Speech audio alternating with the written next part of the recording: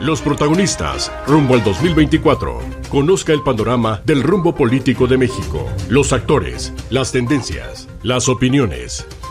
Todo lo que acontece en torno al proceso electoral. Los protagonistas rumbo al 2024. Comenzamos. Estamos de regreso aquí en Los Protagonistas y bueno, pues ya iniciando el año nuevo. Yo quiero saludar con mucho gusto a Ernesto López Hernández, fiscal electoral, a quien le aprecio mucho, arrancar el año con el programa. Felicidades, Ernesto. Bien, ¿no? Miguel, pues muchísimas gracias por la invitación y como siempre un gusto estar acá. Te deseo lo mejor en este año. Igualmente. Que se cumplan tus anhelos y que sigan las bendiciones en este programa, ¿no? Y en tu trabajo, y a todos los que nos escuchan, un feliz inicio de año. Igualmente, fuerte abrazo en toda tu casa y a toda nuestra audiencia, nuestros más sinceros deseos de prosperidad, de paz y de salud para todos ellos. El 25 platicábamos, Ernesto, de cómo cerrábamos el año, los cortes. Ya dentro de unos días, a partir del 7 de enero, la historia cambia en estas etapas del proceso electoral. ¿A qué nos vamos a enfrentar? ¿Qué viene?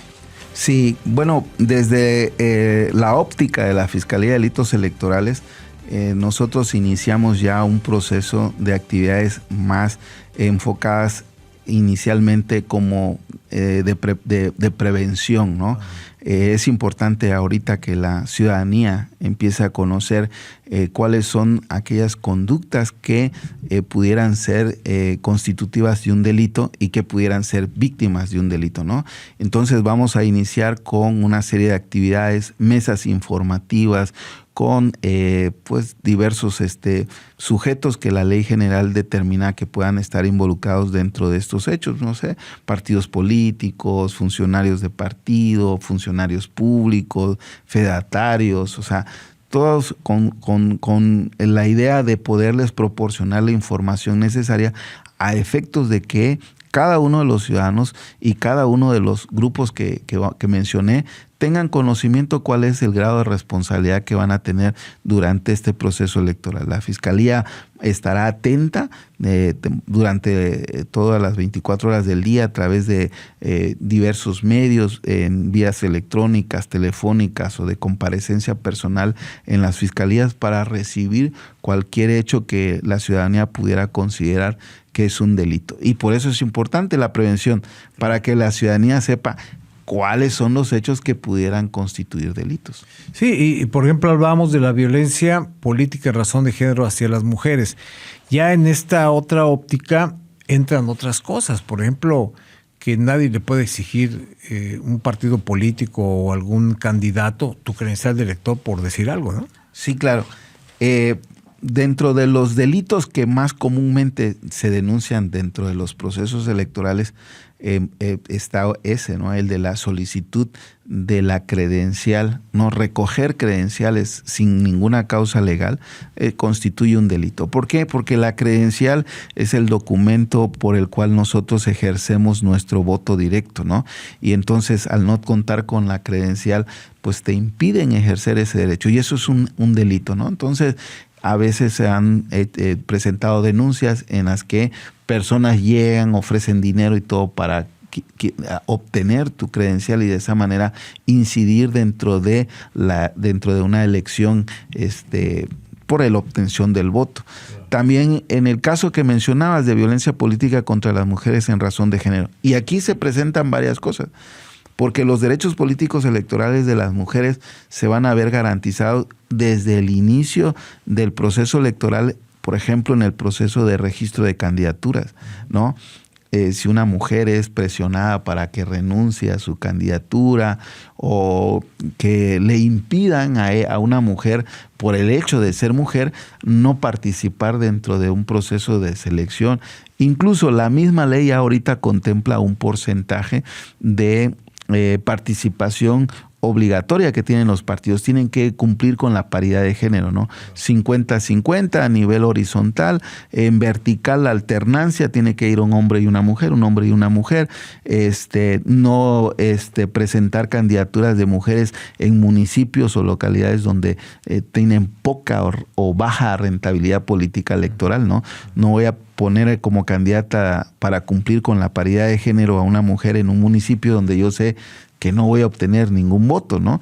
Entonces, y todo eso dentro del contexto de la ley puede constituir algún tipo de delito electoral en el caso específico de violencia política contra las mujeres.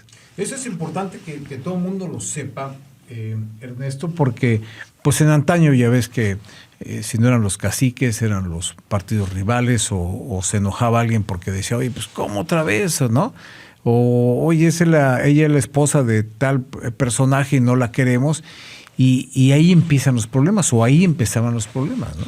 Sí, claro, porque el llevar al ámbito del debate político las cuestiones de género basado en estereotipos, por ejemplo, lo que mencionaba, es que es la esposa de fulano de tal, o sea, ahí ya estás englobando la condición de mujer a un estereotipo. No es legal, no es lícito y está prohibido por la ley el que tú puedas ejercer o coaccionar el ejercicio del derecho político de las mujeres por el simple hecho de ser mujer, basado en roles históricamente determinados. No, es que como es mujer, entonces, pues, como es su esposo, entonces es el esposo, no ella, ¿no? Entonces, no, ella tiene la posibilidad de contender políticamente, ejercer sus derechos políticos y no depende tanto de un esposo o del papá o del hermano, ¿no? Sino que y todas estas aristas que se presentan en el ámbito de los derechos políticos electorales de la mujer,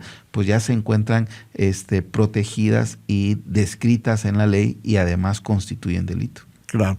El uso del dinero, usos ilícitos de dinero, también está súper prohibido, ¿no? Así es. Incluso en el 2021 se reformó la Constitución y se establecieron que los delitos que merecen prisión preventiva justificada, es decir, que el juez, sin que el Ministerio Público solicite como medida cautelar la prisión, lo puede decretar, se da en los delitos en donde se usan los programas sociales con fines electorales. Fue una de las grandes reformas que hizo en materia electoral el actual presidente de la República, y que también impactó como reforma en la Ley General en materia de delitos electorales, donde ya se incluyen también un tipo específico sobre el uso de recursos que provienen de un programa social y que son usados con fines electorales para beneficiar a algún candidato o algún partido político. Y no solo los programas sociales, sino también dentro de la misma ley se establecen tipos penales de responsabilidad para los servidores públicos o funcionarios que usen bienes, servicios o cualquier cosa que tengan a su disposición por el cargo que tienen para favorecer a un partido político. En el 2021 nosotros llevamos a juicio a una persona funcionario del ayuntamiento municipal de un municipio, en el que en su calidad de titular de la presidencia fue sorprendida con una camioneta de la policía municipal. Así, déjame ir a pausa. Sí, claro. Y regreso enseguida en radio y en redes sociales. Regresamos. Los protagonistas rumbo al 2024. Todo sobre la justa electoral. Estamos de regreso platicando con el fiscal electoral del estado de Chiapas, Ernesto López Hernández, a quien le aprecio mucho que esté con nosotros en este arranque de año. Oye, pues este caso de esta funcionaria, interesante. ¿Qué pasó ahí? Bueno, como les comentaba, esta funcionaria fue sorprendida utilizando una patrulla municipal, con la policía municipal, transportando material de propaganda electoral. Y entonces nosotros iniciamos la investigación, acreditamos el hecho y la llevamos a juicio y fue sentenciada por un juez penal por el uso indebido de un servicio público. ¿Por qué? Porque como titular de la presidencia municipal, pues ella tiene a su cargo la policía y no puede estar usando a la policía y a las patrullas para favorecer electoralmente a una candidata o a un partido político. Y le costó caro. Pues llevó a cabo el proceso y sí se dictó una sentencia condenatoria en contra de esta persona. Y sigue ahí en la cárcel. Ya cumplió su pena, ¿no? Generalmente las penalidades que se dan en los delitos electorales son desde 6 meses hasta 8 o máximo 11 años de prisión, dependiendo de la naturaleza de los hechos. Claro, porque no es lo mismo un asesinato en medio de una contienda, ¿no?, que lo que hizo la señora. Sí. Aunque, por ejemplo, los delitos electorales están más enfocados en lo que tiene que ver la actividad de la autoridad electoral, ¿no? Sí. Se pueden vincular otros hechos delictuosos, ¿no? Por ejemplo, en el caso de algún tipo de agresión física con las personas.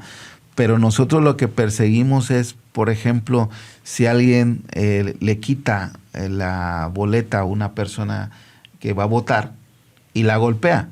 O sea, el golpe no es una cuestión que tenga que ser analizada a la luz de los delitos electorales, pero sí el que no te permita votar, ¿no? Entonces hay un delito que dice el que ejerce violencia contra una persona para ejercer su voto. Entonces, nosotros siempre nos enfocamos al ámbito electoral, es decir, proteger la función pública electoral. Interesante todo esto porque ya sucedió en otras contiendas donde con la reforma que nos platicabas el 25 de diciembre, se modificaron muchas reglas del juego. Entonces, mucha gente que cometió esos robos de urnas, pues también hubo ya procesos importantes en varios municipios. Así es. Nosotros iniciamos en el proceso 2021 casi más de 700 expedientes, de los cuales se resolvieron todos, y tenemos varios judicializados que se encuentran en proceso, otros ya concluidos, como el que dijimos de esta funcionaria, este funcionario público de un municipio, pero que además es importante que la sociedad sepa que la Fiscalía de Delitos Electorales está ahora más vinculado al proceso electoral conforme a la reforma que decíamos de la LIPECH, en el que establece la obligación del Instituto de Elección y Participación Ciudadana a dar de conocimiento a la Fiscalía Electoral cualquier hecho que ellos consideran hubo una infracción. Pues eso, qué bueno que lo sepan porque marca una ruta y marca muchos precedentes, porque ahora sí que no pueden decir es que yo no lo sabía, ¿no? Así es, y por eso nosotros también le damos a la Fiscalía General del Estado, pues está más encaminado a realizar acciones de prevención, ¿no?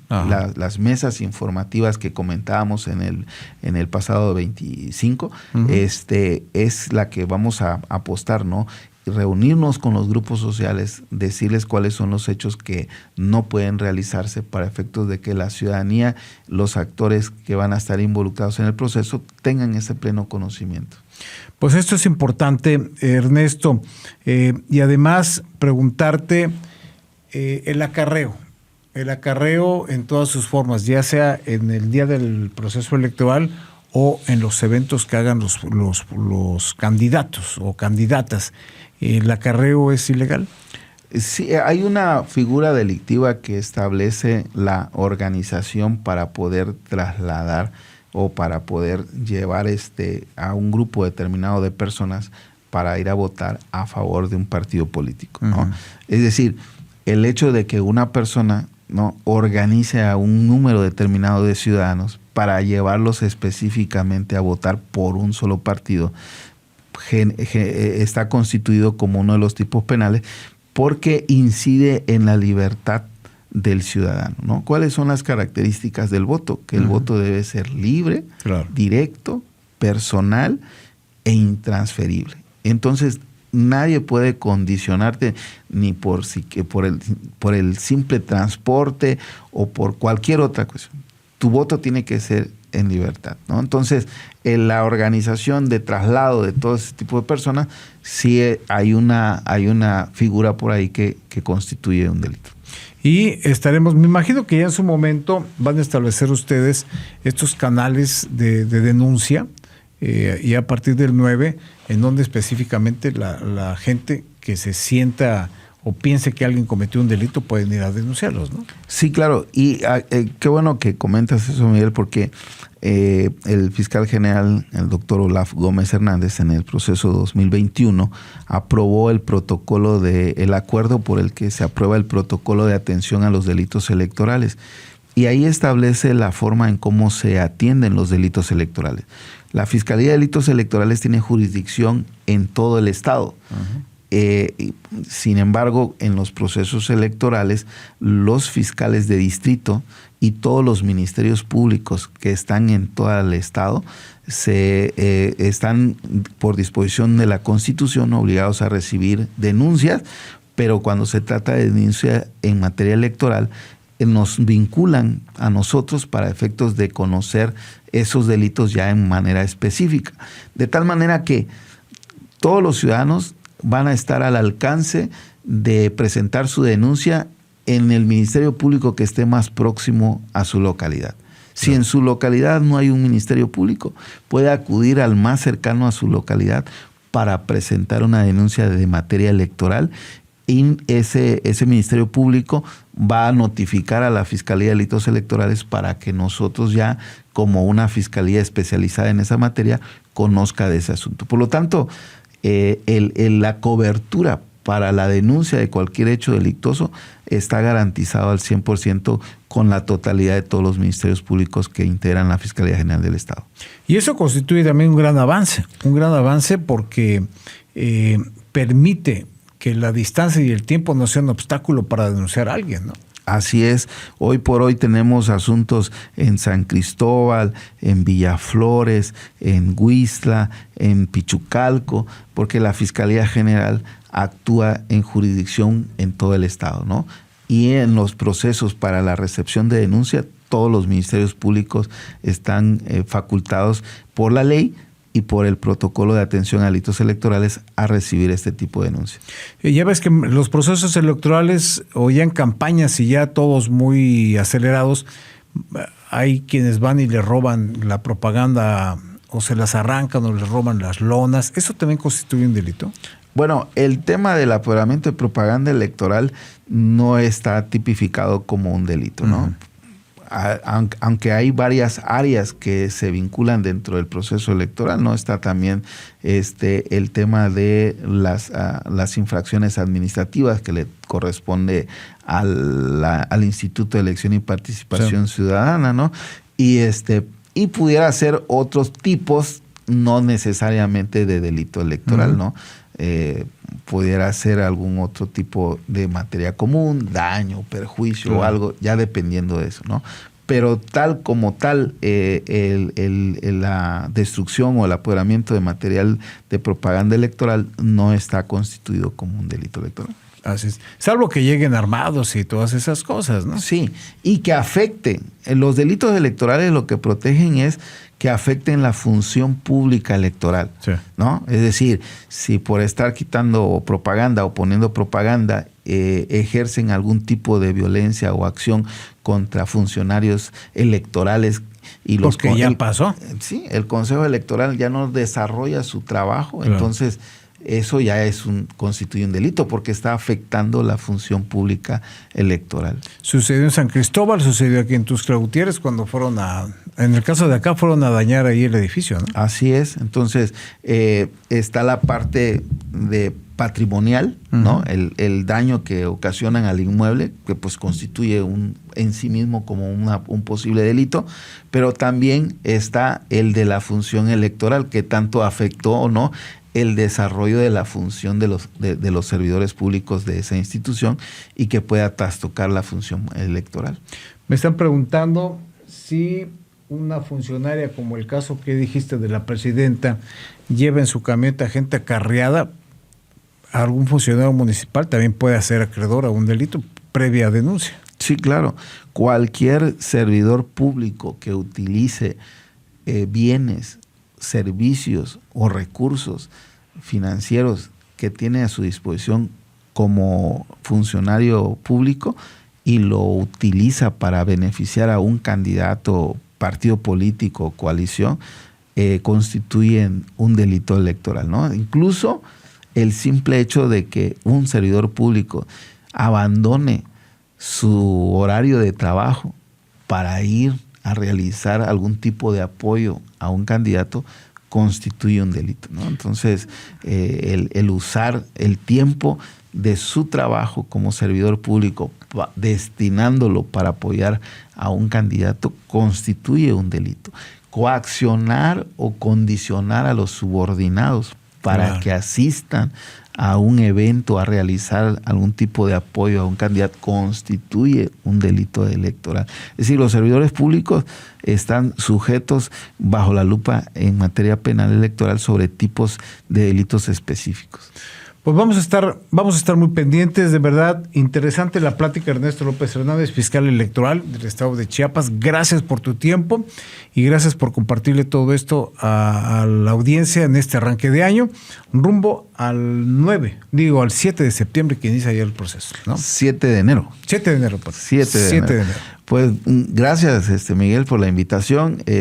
Un saludo a todos los que lo siguen y de nuevo, feliz año. Gracias. Hasta pronto. Ahorita regreso. Los protagonistas rumbo al 2024. Entérate de todo sobre el proceso electoral.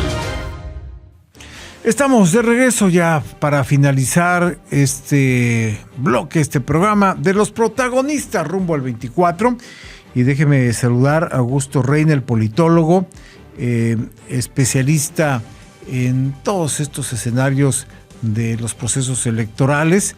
Ya habíamos platicado con Augusto Reina hace un par de semanas sobre la importancia de los observadores electorales. Bueno, vamos a echarle otro vistazo, su análisis justamente de todos los procesos que se dan y que se han desarrollado en México y en el resto de América Latina. Vamos a su análisis. Estamos de regreso platicando con Augusto Reina, consultor político, docente investigador de la Universidad de Buenos Aires, a quien le aprecio mucho que esté con nosotros. ¿Qué opinión te merece el que países como México hayan logrado darle la vuelta a muchos escenarios y tener, por ejemplo, hoy a dos candidatas o dos precandidatas a la presidencia de la República?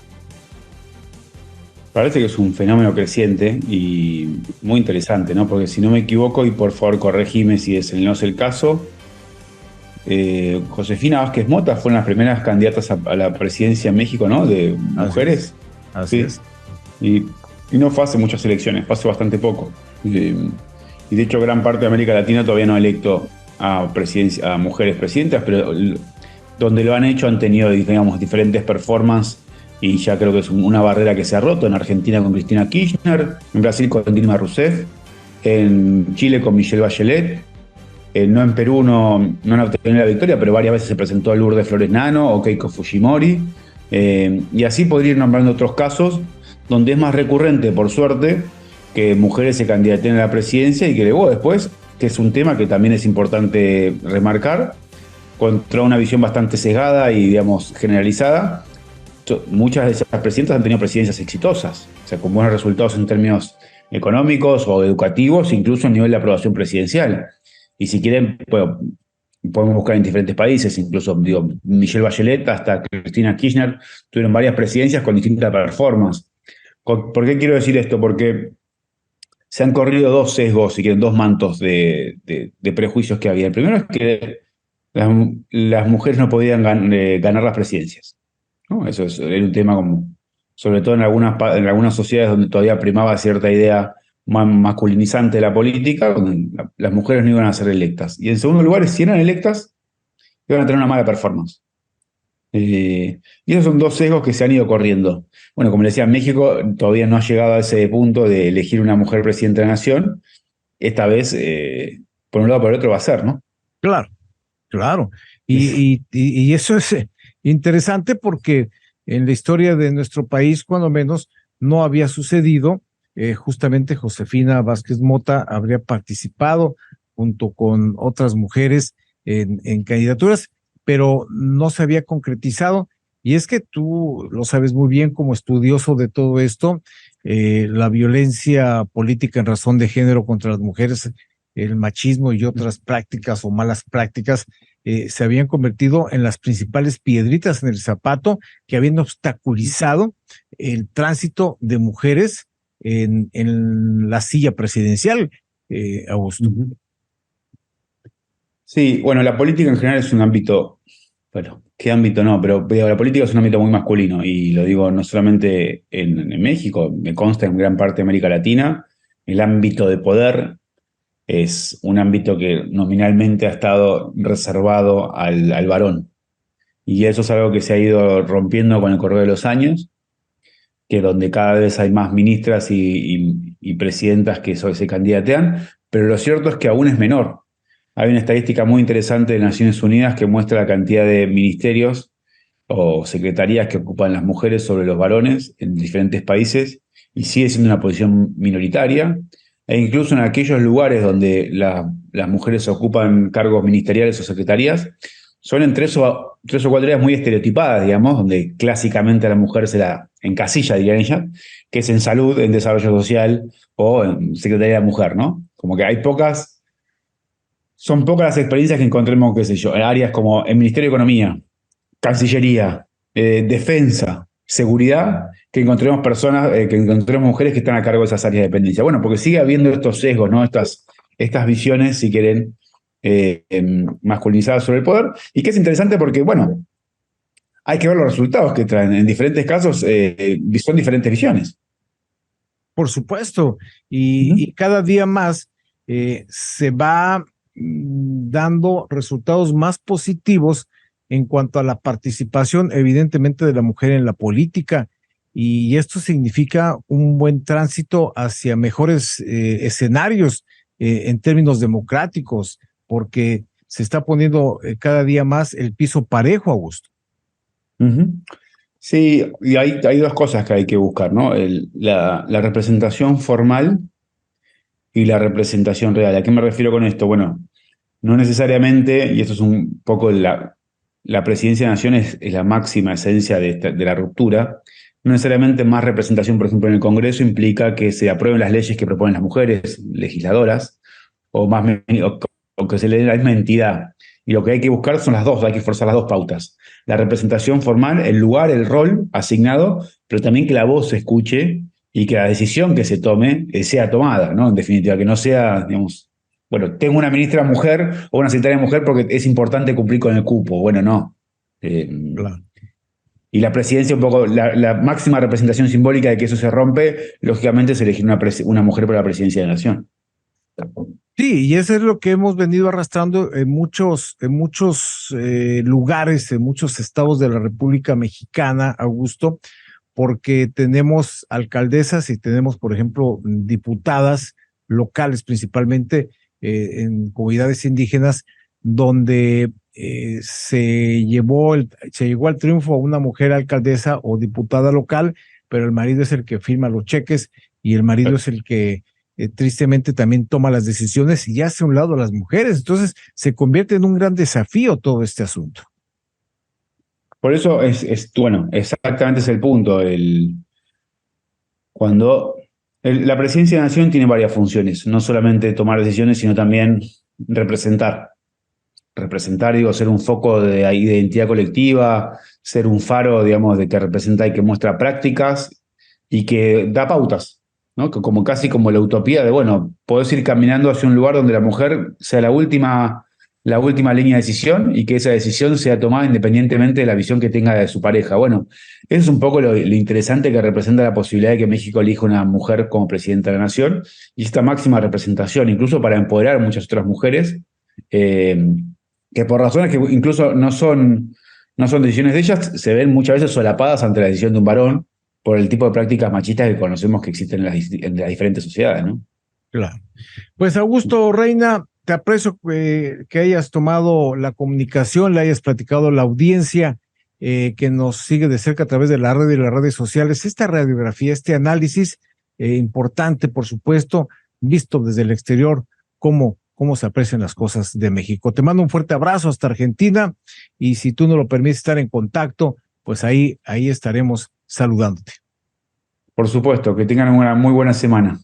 Igualmente, fuerte abrazo. Gracias hasta Argentina. Hasta luego. Gracias. Gracias Augusto, gracias también al fiscal electoral del estado de Chiapas por haber estado con nosotros, Ernesto López Hernández, y gracias a usted por habernos acompañado en la primera emisión de Los Protagonistas en este 2024. Le mando un fuerte abrazo, feliz año nuevo, que la pase bien en compañía de todos sus seres queridos. A nombre de Yana Aguilar, de Hans Pico Gómez Cano, de Elena Zúñiga, de Montserrat Hernández y Óscar Aguilar, todos ellos en la realización y producción de su espacio informativo. Gracias, fuerte abrazo y felicidades de nueva cuenta. Los actores, las tendencias, las opiniones, todo lo que acontece en torno al proceso electoral. Los protagonistas, rumbo al 2024. Lo esperamos el siguiente lunes, por esta estación.